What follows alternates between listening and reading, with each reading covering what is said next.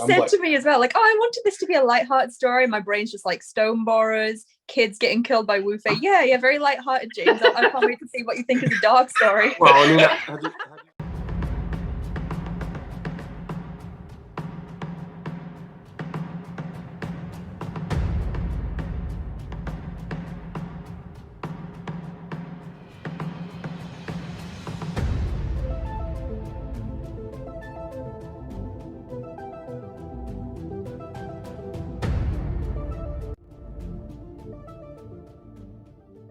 Let's talk about book 12.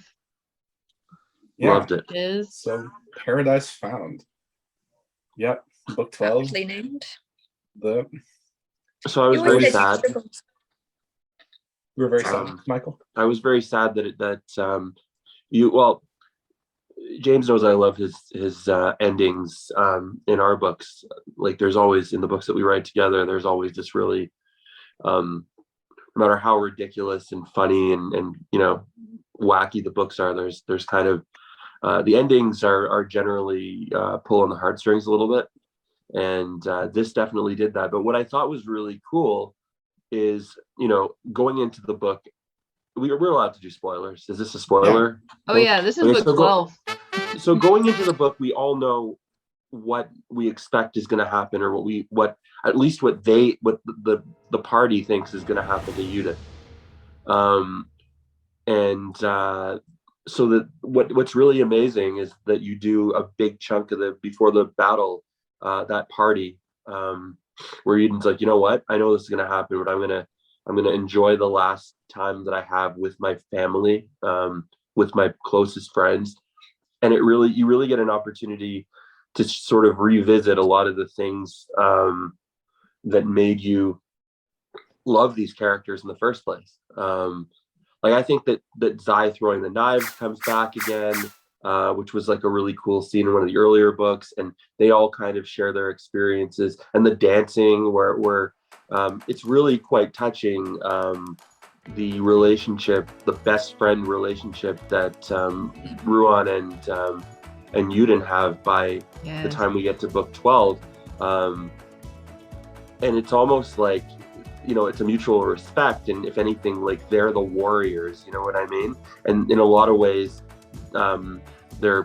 they've got similar sort of like stubborn streaks, and they're probably more similar to each other than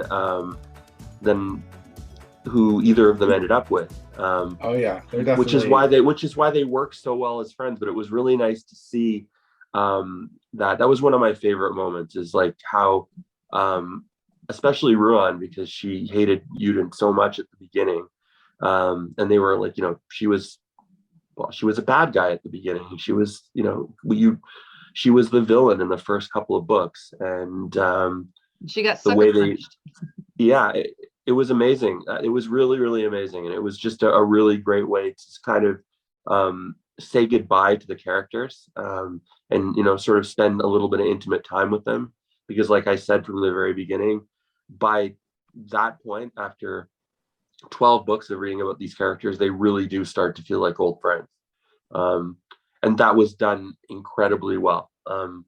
The battles were great, and like the whole the Great Apostates building of the machine, and getting all the pieces in place was done really well, and the actual ending was done really well, where everybody kind of goes, you get a little bit of everybody going their own separate ways at the end, and Zai goes back to her dad to see her dad, and stuff like that.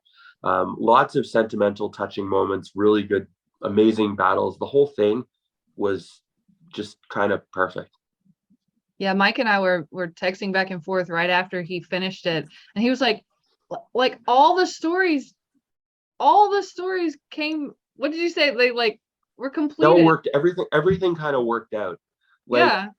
And there were tense. Don't get me wrong. There were tense moments, and even there were things like, the Master of Doubt's dying, and various side characters that you got to know dying, but for the most part, and James has said, they're series where I'll kill off characters and where I'll do really. This is not that series. No, I wanted to do something little, I don't know, happier. I wanted to have this book to have a happier ending. Let Yeah, us- This is a well, it more really- maudlin ending, or I didn't want there to be. I didn't want to kill a major character off. I want them all to live and be happy.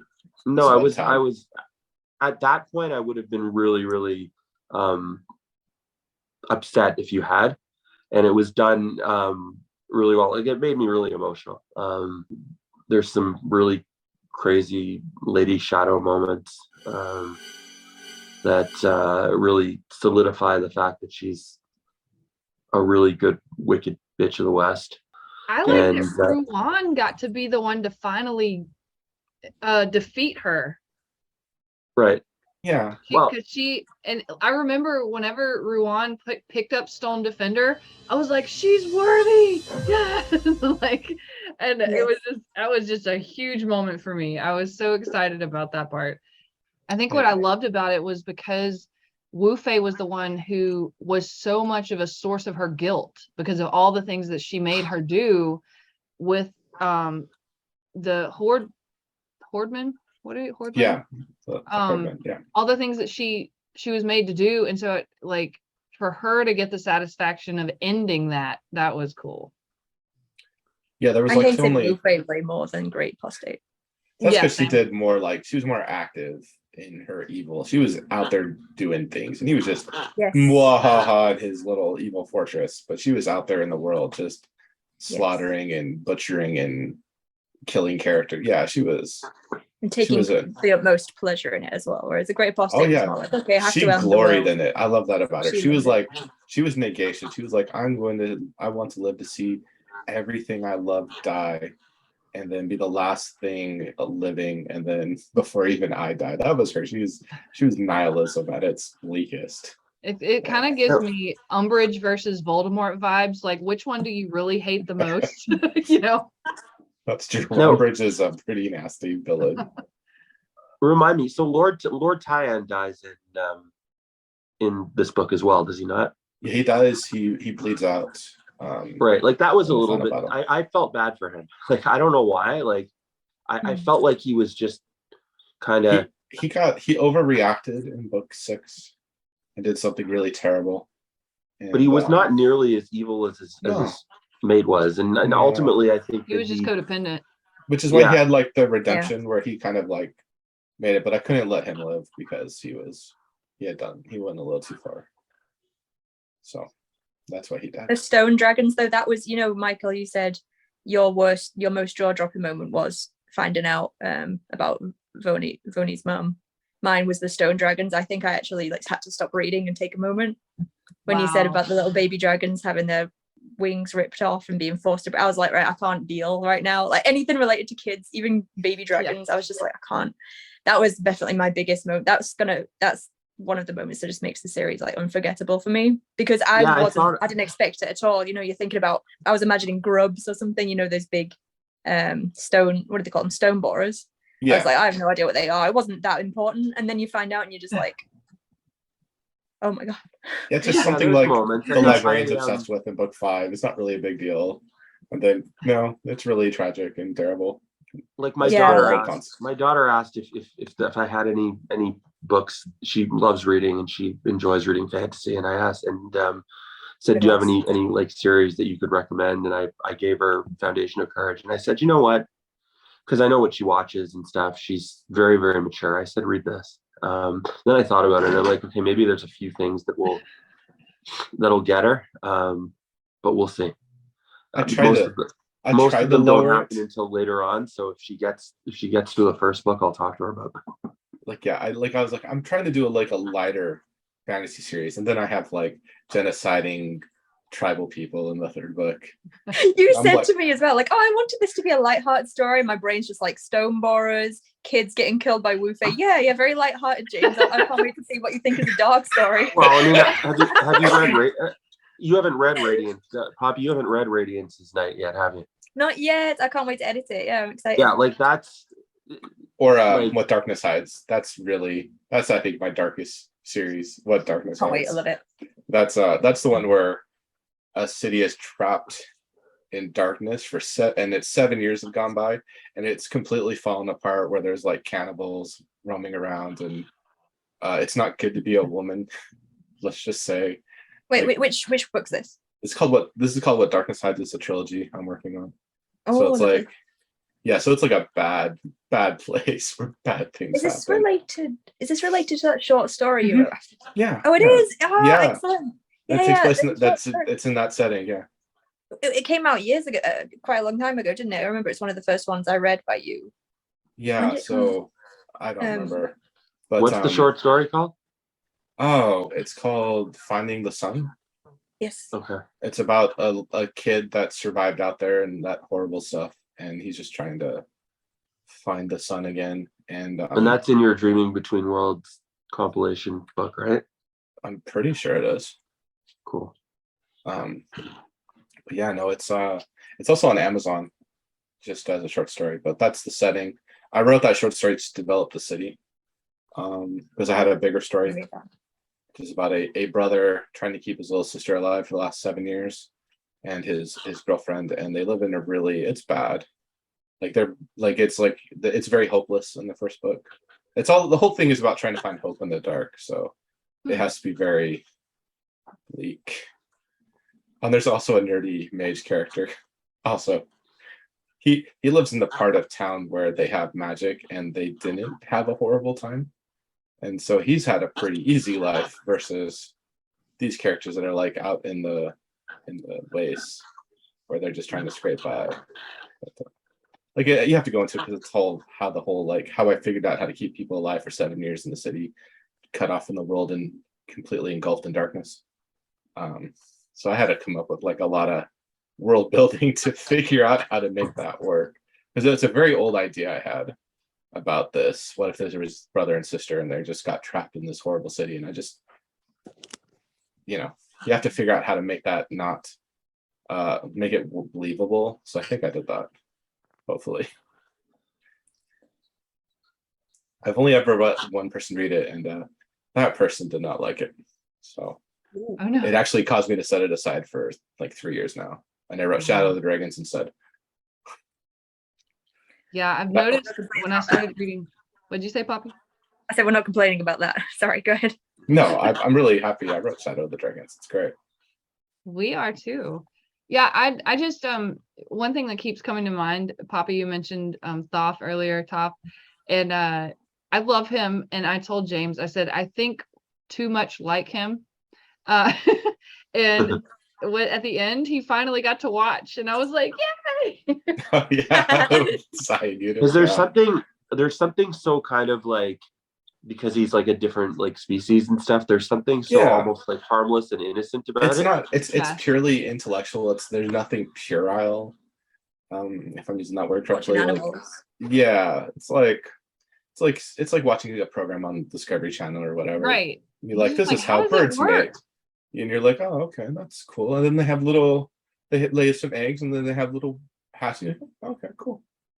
Like there's a channel on YouTube where a guy, he is in England, he just has a bunch of I don't know, he's on the country and he has a really large estate, and he uses it to raise like birds of prey, like just naturally, but he builds like nests for them so that they have places to raise their young, and he puts cameras in them and live streams them building their nests and raising their young. It's they're all named, and he like makes little stories about them, and then I get sad because like I think one of the mating owl pairs, like the male, got killed in a fight this year. No, he drowned. Like he got into like the feeding trough they use for cattle, and apparently owls can't tell how deep it is, and once they get in it, they can't get out. Oh, wow. So it's really sad. Mm-hmm. You're like, oh, you've been like following this owl for like 3 years with his mate, and then he drowned. It was sad. That is sad. But yeah, but it's like that's kind of what it is for Thoth. But yeah, it's well, what was funny is that Lumi was watching too. Yeah, I didn't expect that. Well, that's because it's teenage Lumi. So teenage Lumi, she's like sex education for her. Yeah. It's like, oh, okay. Well, I guess Lumi. Like, okay. So Lumi, I knew about it the whole time. Lumi's gone technically at the end of book 12 too. Is she not? She's been like restored to like sort of the universe. So she's like, her consciousness is still around. sort of like they're like subtly. So it's like they're not gone. They've really transcended to what they should have been. Right, but considering how much of like a kind of physical being, I guess, and presence that she's had throughout the 12 books, I guess that's also kind of like it's somewhat of a tragedy. Like it's not a tragedy, but it's like a loss. It's like they're being in the physical realm. Sure, you can say she's transcended to what she was always supposed to be, but they're she's gone. They're never like you didn't kind of feels here sometimes, like on a nice sunny day, but she's gone. Yeah. And so to understand, they were always meant to share the power with the dragons, right? They were meant to pass their power on. The dragons did it through reproduction, right? So they sent it out into their offspring, which is why the gods are. But the gods instead decided to concentrate it all into themselves, and take it out of like the Nexus and replace it with the dragons, so they could ascend to be true gods instead of. They weren't really just corporeal beings once upon a time, and they should have been fruitful and multiplied, but they were arrogant and they made the worms through magical science instead of through natural reproduction. They were improving them. They made them both male and female instead of having the sexes split apart, because there's a whole duality if you notice in the cosmology. Like the worms, like the gods and the dragons, like they're all opposite genders, of which like negation, you have a male god and a female dragon. So there's all sorts of duality that's inherent in it. And so they put them together. So that's part of their sort of transgression. And then their really big one is what they did with the Nexus and sacrificing the dragons. And, it's like the original sin. It's the original sin of the world. So. And, going to the end where all of the gods are in the Nexus and Lumia is there, and then Voni has died, and then Yuden dies. He just jumps in, right? Oh, he died. Like his body was gone. But he didn't. I mean, nobody killed him. He just jumped in. He committed suicide. Yeah. He did that. Yeah. Yeah, he does that. That's him right there. There it is. I told my artist, draw that. Yeah. You see Lumi's fires all around him. He's about to go through. Yep.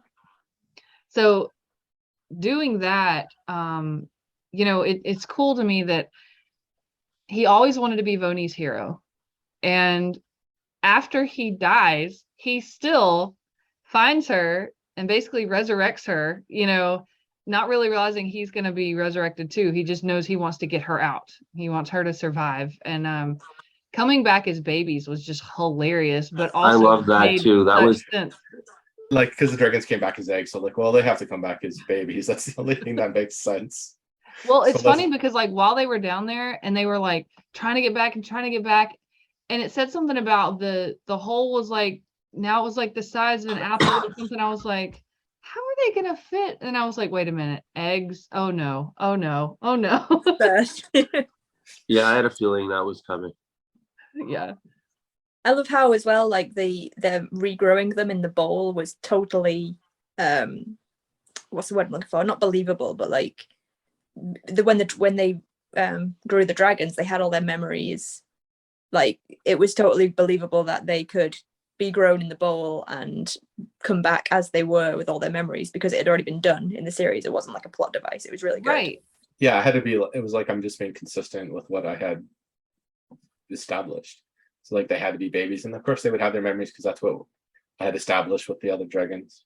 So their scars were gone, and the calloused hands were gone. That's cool. Yeah, they're scarred, of course, because they're this is a new body. Great.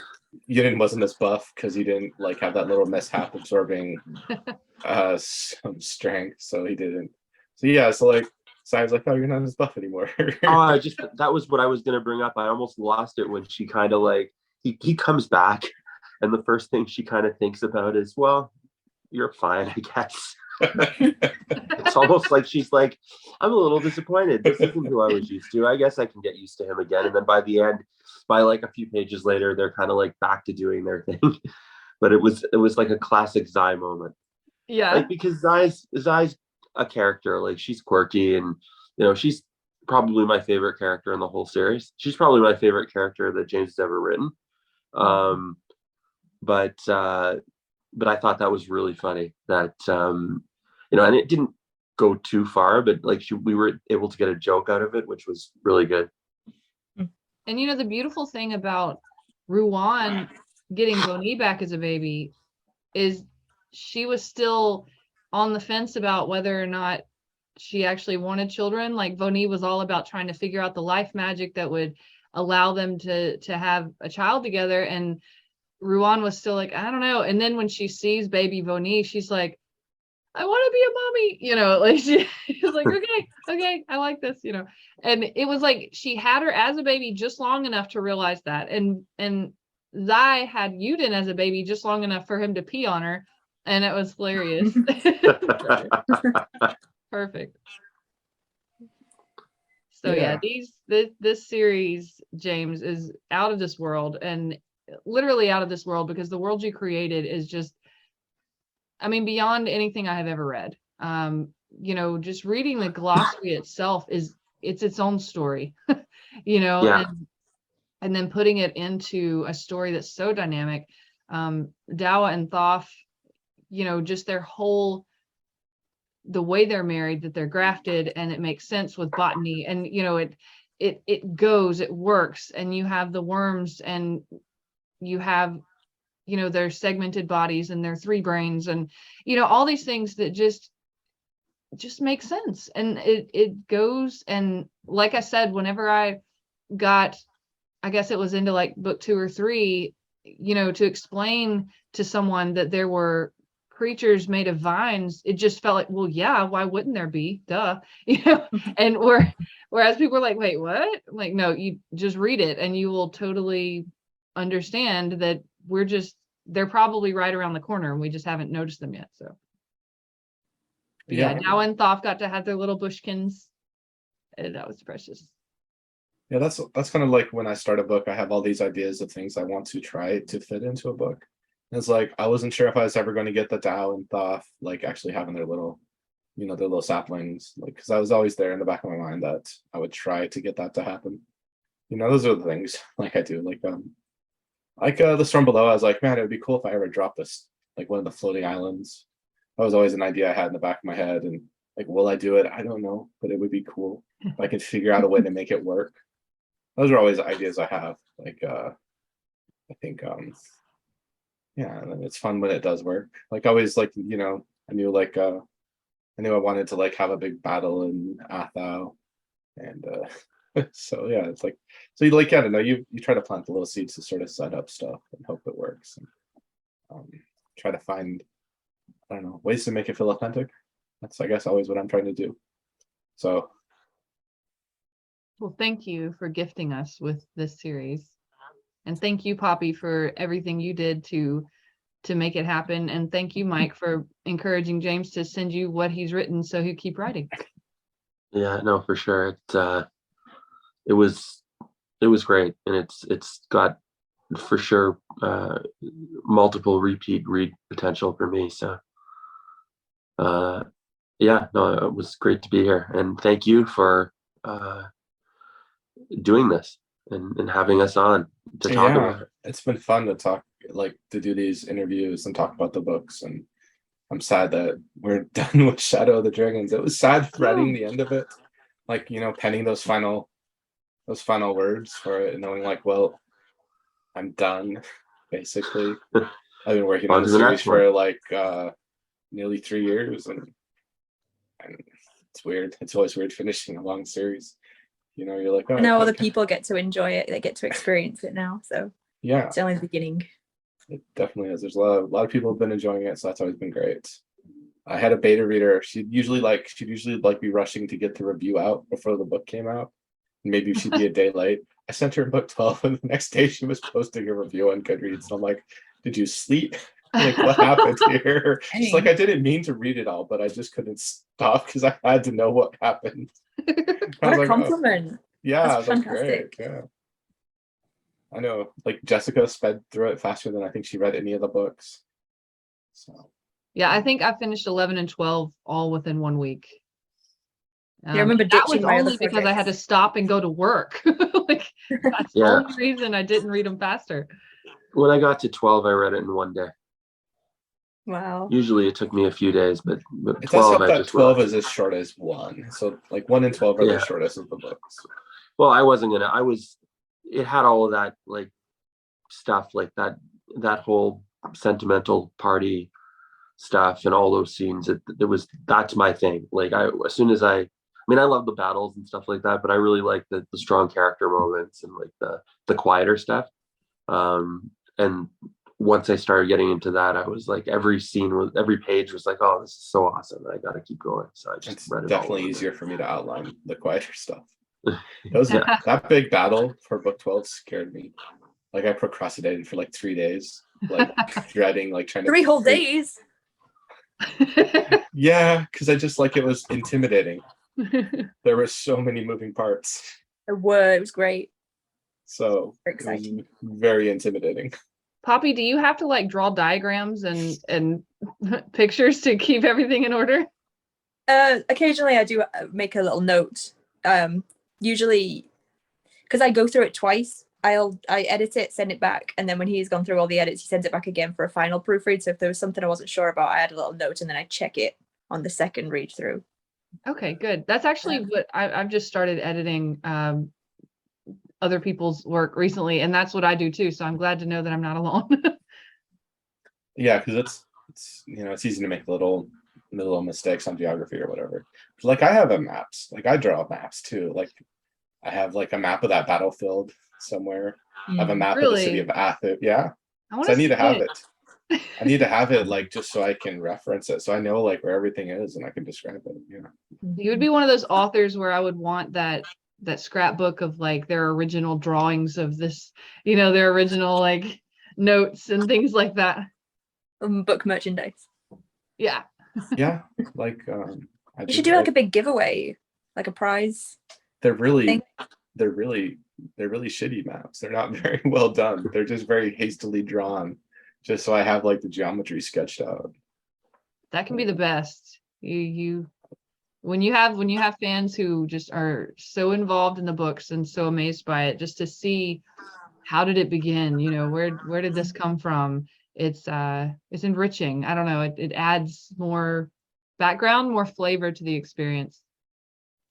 But yeah, no, all my maps are hand drawn, so I do draw them all myself and then just have a graphic artist make them look pretty. But she basically just traces what I did, and put little better trees because my trees are terrible. But yeah, I love drawing maps. I really do. I love drawing maps. You have happy little trees? I do. I have happy little trees. There's a happy little tree there, and it's on fire because it's the Battle of Athens. I think, James, you have just summed up Shadow of the Dragons. There's a happy little tree there, and it's on fire. Oh my goodness. Well, it really has been great chatting with you guys all these weeks, and Poppy, it was great you could be here for our last 2 books. And yes, thank you for inviting me. It was really fun. Yeah. Let's see. I'm going to bed, but I think Poppy's probably going to lunch. I have another meeting at past, so I have to go soon anyway. So it was quite good. It's wrapping up. I didn't want to leave early. Gotcha. I was about to message like later. I'm gonna have a cup of tea and go to bed and try to battle this crazy cold that I caught from my daughter. Oh, good. I feel like it's on the mend. I was trying really hard not to cough. We'll go drink like a gallon of water now, and like you said, tea. And by the way, I just thought about, with Lumi being your daughter, you are absolutely Uden. Yeah. Well, I hope she thinks so, at least. That's all that matters. That's it. And if my wife thinks so, that's all right too. Absolutely. All right, y'all. Well, I Later. guess we will, make it a night or a morning. And nice to meet you. This was great. It was a lot of fun, as always.